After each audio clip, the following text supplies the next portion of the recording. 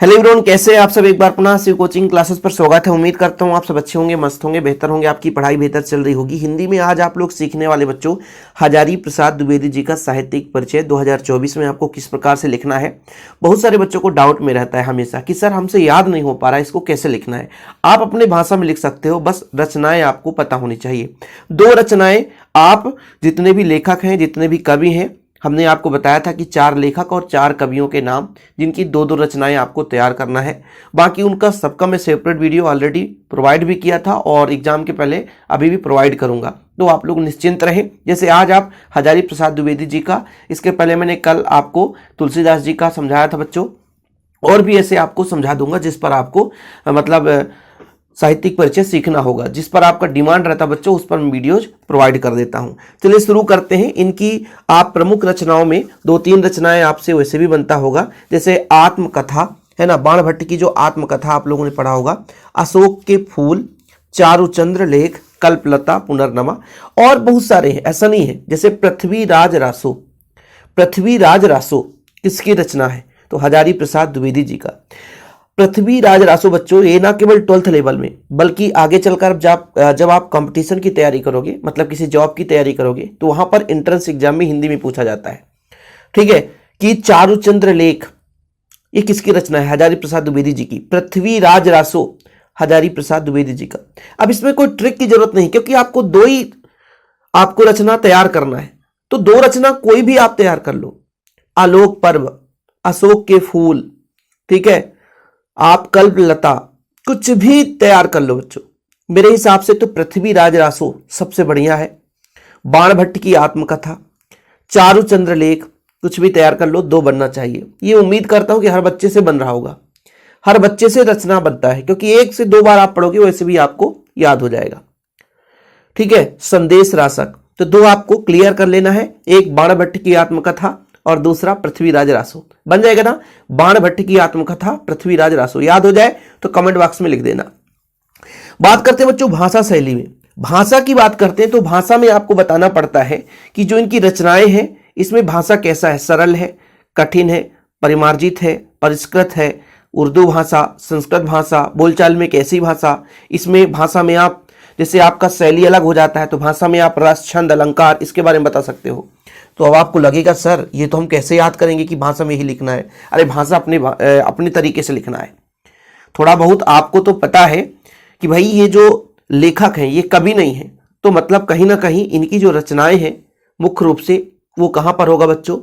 पद्य में होगा कि गद्य में? तो गद्य में होगा, सबसे बड़ी बात है। ठीक है, और गद्य में शैली में बात करें, वर्णनात्मक शैली जो आपसे बन जाए, विचारात्मक शैली, विवरणात्मक शैली, विवरणात्मक मतलब विवरण, सूत्रात्मक शैली, व्यंग्यात्मक शैली, तो 2-4 शैली का हम यहां पर लिख देंगे नाम। हमसे जो एग्जाम में बनेगा, जो याद रहेगा, उसको तो लिखना ही है। जैसे जब हम भाषा की बात करते हैं तो हजारी प्रसाद द्विवेदी जी एक शिक्षित परिवार से थे। ठीक है, और शिक्षित परिवार से जुड़े होने के कारण इनकी जो भाषा है बिल्कुल परिमार्जित और परिष्कृत है।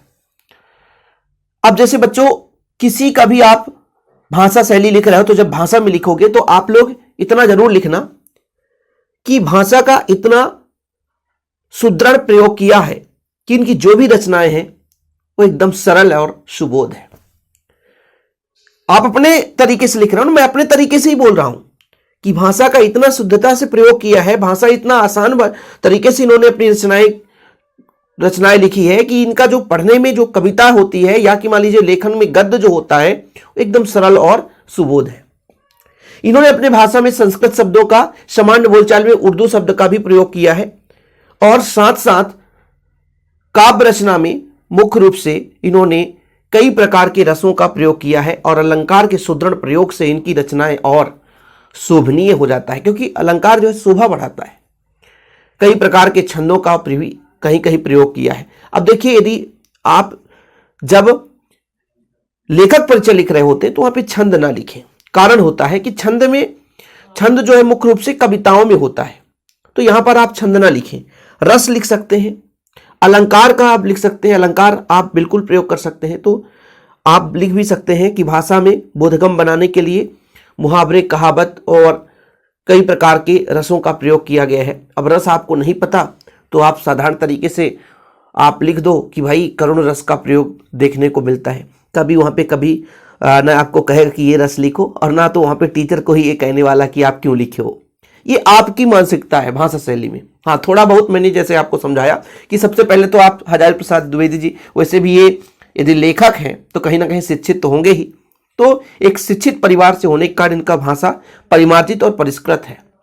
इन्होंने भाषा का इतना अच्छे तरीके से अपने काव्य रचना में प्रयोग किया है कि इनकी जो भी रचनाएं हैं एकदम सरल और सुबोध है, मतलब सरल है। सामान्य बोलचाल में इनकी भाषा के शब्दों का प्रयोग किया गया है, साथ में इनके संस्कृत और उर्दू शब्दों का भी प्रयोग देखने को मिलता है।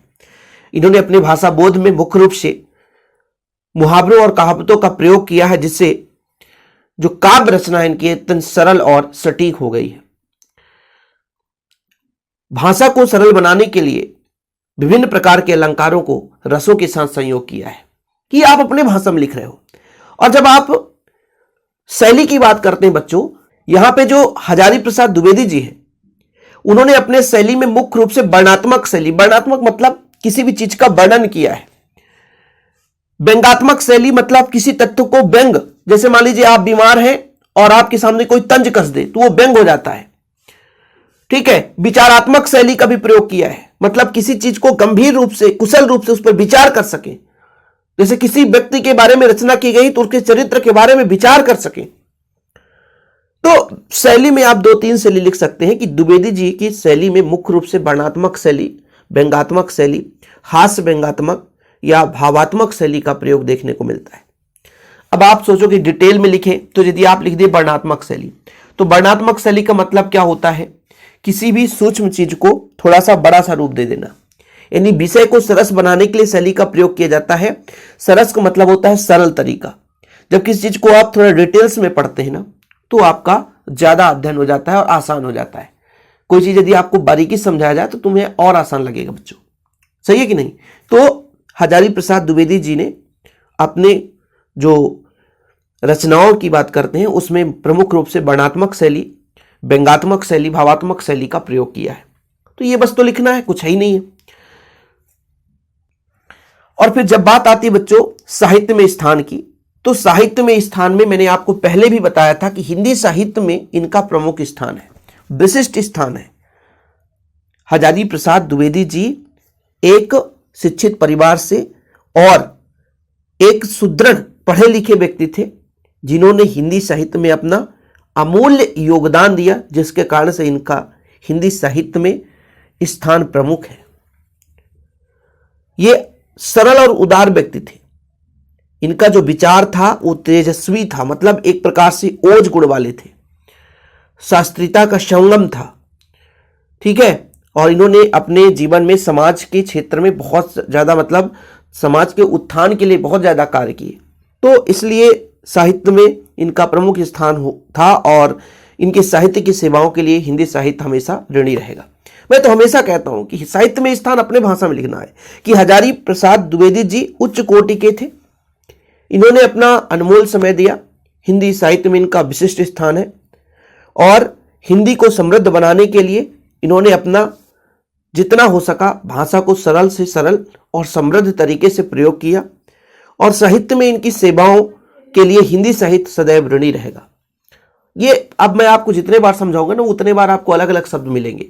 तो ये चीजें हैं, आप 3 से 4 लाइन लिख देना, ठीक है बच्चों। तो ये लो भैया, रचनाएं आपको क्लियर ही हो गया होगा। भाषा शैली मैंने आपको बताया, भाषा भी आपका क्लियर हो गया होगा, कोई दिक्कत ही नहीं है, ठीक है। फिर इसके बाद शैली में शॉर्टकट मैंने लिख दिया है, बाकी आप लोगों को लिखना है तो वर्णनात्मक शैली में थोड़ा लिख सकते हैं, व्यंग्यात्मक शैली में थोड़ा सा लिख सकते हैं। यदि आप सूत्रात्मक शैली लिख रहे हैं तो सूत्रात्मक शैली में लिख सकते हैं। जैसे कथन में विलक्षणता और चमत्कार लाने के लिए इन शैली को अपनाया जाता है सूत्रात्मक शैली में, ठीक है। तो आप लोग ऐसे ही डिटेल्स में लिखो, बाकी आपको जितना याद हो वो भी लिख सकते हो, पूरे अंक मिल जाएंगे, ठीक है। साहित्य में स्थान बच्चों, जैसे हजारी प्रसाद द्विवेदी जी उच्च कोटि के अनुसंधानकर्ता थे या अनुसंधाता थे, आलोचक भी थे, निबंध लेखक और विचारक रहे। गद्य साहित्य में आपका महत्वपूर्ण स्थान है। हिंदी साहित्य को समृद्ध बनाने के लिए आपका व्यवहारिक भी बनाया है। साहित्य सेवाओं के लिए हिंदी साहित्य आपका सदैव ऋणी रहेगा, यानी हमेशा आपका ऋणी रहेगा। तो इस प्रकार से आपको अपनी भाषा में लिखना है, नंबर बराबर मिलेंगे, बिल्कुल निश्चिंत रहे। ओके, जय हिंद, वंदे मातरम।